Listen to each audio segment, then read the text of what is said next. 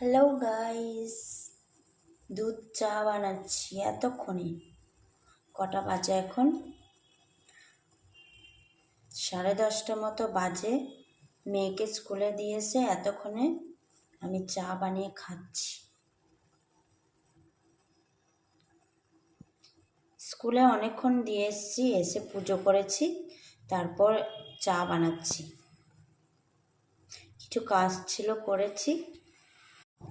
Ready আমার দুধ চা। এই যে শীতের প্রথম আজ আমি বেগুনটাকে পোড়াইনি, ঠিক জল ছাড়া ওকে ভাপিয়ে নিয়েছি স্টিমের মতন। আপনি পুড়ে গেছে। এটাকে মাখবো, তারপর খাবো।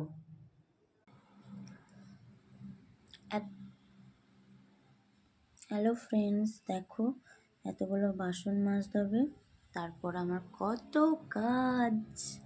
আমি রান্না করব, তারপর